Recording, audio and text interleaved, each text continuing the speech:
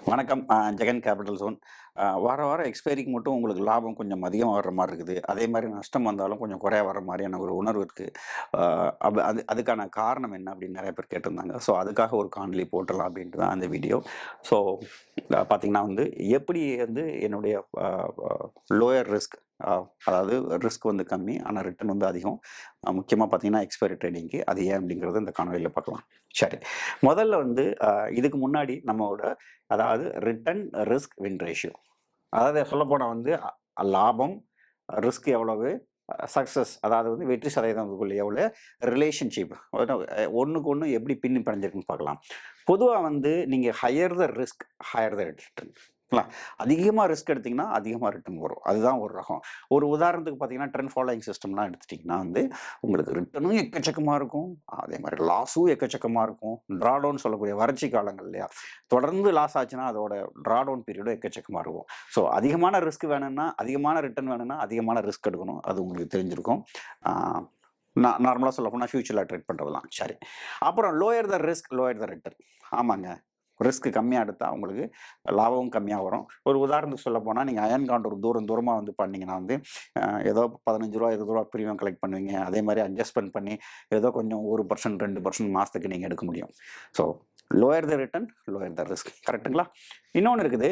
Higher winning ratio, higher the risk with less profit. அப்டின்னா என்ன அர்த்தம்னா, அயர்ன் கான்ட்ராக்ட் எடுத்துக்கங்க. ரொம்ப தூரமா போயிருங்க. கண்காணாத தூரமா போயிருங்க. 10 point, 10 point, 10 point premium collect பண்ணீங்கன்னா, அதுல வின் ரேட் எக்கச்சக்கமா இருக்கும். 80%, 90% ப்ராஃபிட் வரும். ஆனா லாஸ் வந்ததுன்னா படுத்துரும். அதுதான் பார்த்தீங்கன்னா, ரெகுலர் அயர்ன் கான்ட்ருக்கும் ரொம்ப தூரமா ஃபார் ஓடிஎம்ல உள்ள அயர்ன் கான்ட்ருக்குள்ள இது. ஃபார் ஓடிஎம்ல உள்ள அயர்ன் கான்ட்ருக்குள்ள உள்ள என்ன பிரச்சனை அப்படின்னு பார்த்தீங்கன்னா வந்து, லாஸ் வரும்போது அ ப்ராஃபிட் ரொம்ப கொஞ்சமா இருக்கும். ஆனா லாஸ் வரும்போது என்ன இருக்கும்? ஹெவியா இருக்கும். ஏன்னா ரூ. 10 பிரீமியம் கலெக்ட் பண்றீங்க. ஆனா லாஸ் வரும்போது எவ்வளோ வரும்? ரூ. 200 வரும். ஸோ இதுதான் இந்த பொதுவா உள்ள நிலவரம் ஆக்சுவலா வந்து. இப்ப நம்ம என்ன பார்க்க போறோம்னா, ட்ராடவுனுக்கும் ஆர்ஓஐ ரேஷியோக்கும் உள்ள ரிலேஷன்ஷிப் என்னன்னு நம்ம பார்க்க போறோம். ட்ராடவுன் அப்டின்னா என்ன அர்த்தம்னா, உங்க முதல்ல இருந்து கேப்பிட்டல் வந்து கீழ வர வரும். லாஸ் தொடர்ந்து வருது இல்லையா? அது தொடர்ந்து லாஸ் ஆக நஷ்டமாக, நஷ்டமாக எவ்வளோ தூரம் இறங்கியிருக்கு அப்படிங்கிறது தான் ட்ராடவுன். ஒரு உதாரணத்துக்கு நேத்து 1%, இன்னைக்கு 2%, அதுக்கு முந்தின நாள் 1%னா 4% ட்ராடவுன். புரியுதுங்களா உங்களுக்கு? ஸோ தொடர்ந்து வர்ற லாஸ். ஓகேங்களா? இந்த ட்ராடவுன் ஆர்ஓஐ ரேஷியோ எல்லாமே நான் வருஷத்துக்கு தான் போட்டிருக்கேன். நீங்க மாசம் மாசம் கணக்கிட வேண்டாம். அது நல்லதுக்கு இல்ல. சரி. இப்ப எவ்வளவு இருக்கலாம் அப்படின்னு பார்த்தீங்கன்னா வந்து, கிட்டத்தட்ட நீங்க வருஷத்துக்கு ஒரு ஒரு 1:2 ரிவார்ட் ரேஷியோல இருக்கணும். 1ங்கிறது என்னன்னு பார்த்தீங்கன்னா வந்து, உங்களுடைய டிடி. 2ங்கிறது உங்களுடைய ரிவார்ட். வேற மாரி சொல்றேன் பாருங்க. நீங்க 20% வருஷத்துக்கு சம்பாரிக்கிறீங்கன்னா, ஒரு ட்ராடவுன் வந்து உங்களுக்கு 10% இருக்கலாம். ரொம்ப சிம்பிளா. புரியுதுங்களா உங்களுக்கு?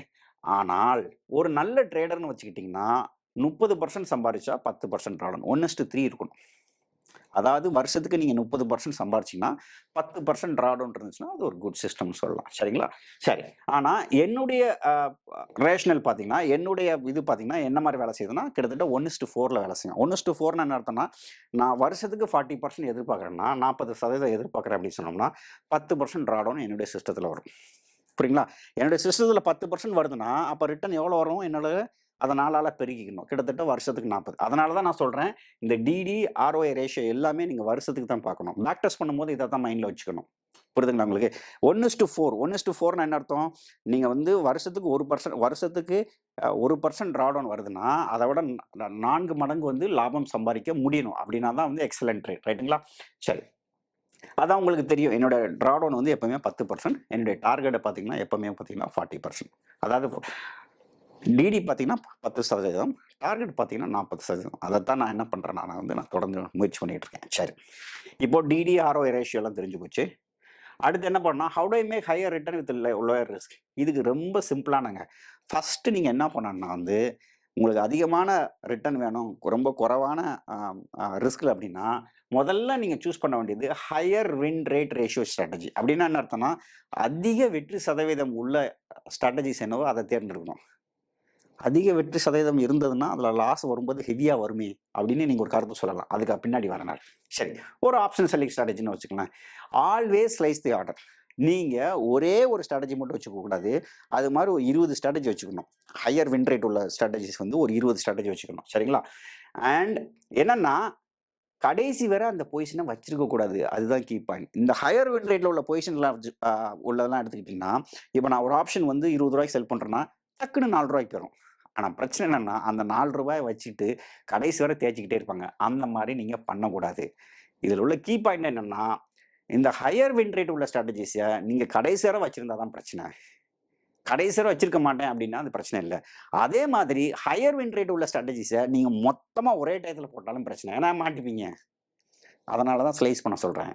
ஸோ ஒரு 10 ஸ்ட்ராட்டஜிஸ் வச்சுக்கங்க ஹையர் வின் ரேட் உள்ளது. ரைட்டுங்களா? ப்ராஃபிட் 80% ஏன்னா ஹையர் வின் ரேட்ல எப்பவுமே ப்ராஃபிட் அடிக்கடி வரும். கொஞ்சம் கொஞ்சமா வரும். ரைட்டுங்களா?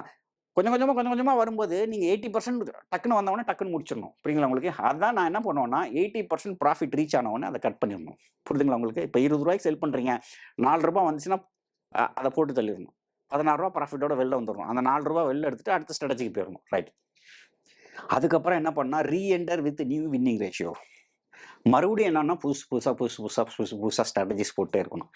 இப்படி ஆப்ஷன் செல்லிங் ஸ்ட்ராட்டஜிஸ் பண்ணாலே உங்களுக்கு லாபம் வரும். எக்ஸ்பைரிக்கு நான் அதான் பண்ணுவேன். எக்ஸ்பைரிக்கு நான் என்ன பண்ணுவேன்னா, ப்ராஃபிட்ட புக் பண்ணுவேன், உள்ள போவேன், ப்ராஃபிட்ட புக் பண்ணுவேன், உள்ள போவேன், ப்ராஃபிட்ட புக் பண்ணுவேன், உள்ள போவேன். இல்ல லாஸ் இருந்துச்சுன்னா லாஸையும் புக் பண்ண வெளில போவேன். நான் ஏதாவது ஒரு இடத்துல போய் மாட்டிக்க மாட்டேன்.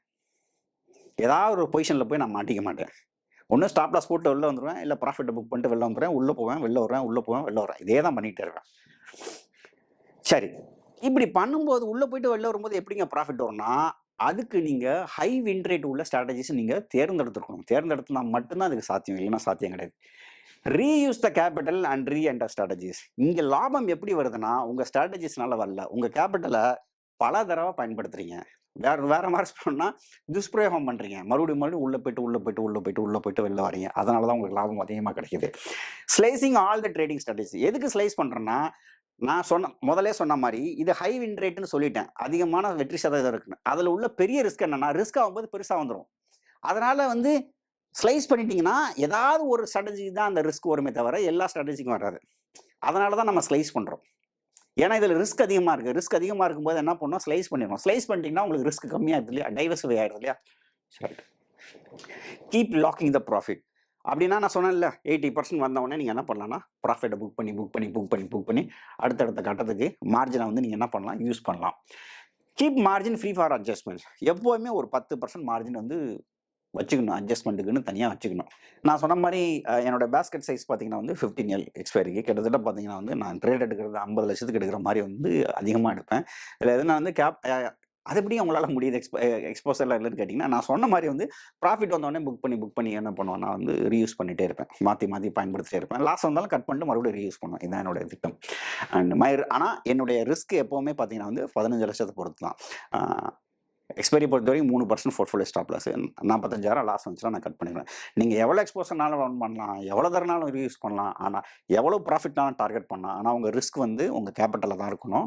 நீங்க எடுக்கிற எக்ஸ்போஷருக்கு இருக்கக்கூடாது. ஸோ இதனால தான் எனக்கு வந்து லாபம் அதிகமா வரும். உங்களுக்கு புரிஞ்சிருக்கும். வேற ஒண்ணுமே இல்லங்க. ஹை ப்ராபபிலிட்டி ஸ்ட்ராட்டஜிஸ் நெறைய எடுத்துக்கங்க. ப்ராஃபிட் வர புக் பண்ணுங்க. எல்லா ஸ்ட்ராட்டஜியும் ஒரே நேரத்துல போடாதீங்க. ஸ்லைஸ் பண்ணுங்க. கேபிட்டல கூடுமான வரைக்கும் என்ன பண்ணுங்கன்னா வந்து, அதிகமா பயன்படுத்த பாருங்க. அது பண்ணாலே போதும். உங்களுக்கு லாபம் கொட்டி கொட்டி கிடக்கும். இதெல்லாம் எப்படி சிறப்பா, கரெக்ட்டா, முறையா பண்றது அப்படிங்கிறத பத்தி என்னோட பயிற்சி வகுப்புல சொல்றேன். இது சென்னையில தமிழ்லயும் நடக்குது, ஆங்கிலத்திலயும் நடக்குது. நீங்க வேணா கலந்துக்கலாம். மற்ற நகரங்கள்லயும் வந்து ஆங்கிலத்தில நடக்குது. உங்களுக்கு வேணும்னா நீங்க வந்து டிஸ்கிரிப்ஷன பாருங்க. இல்ல என்னோட ஆஃபீஸ்க்கு தொடர்பு கொள்ளுங்க. அவங்க உங்களுக்கு உதவுவாங்க. இந்த காணொளி அதிகமான லாபம் ஈட்டி தர்றதுக்கு உங்களுக்கு சில துப்புக்கள் குடுத்துருக்கலாம்னு நான் நம்புறேன். இன்னொரு காணொளியில சந்திக்கலாம். நன்றி, வணக்கம்.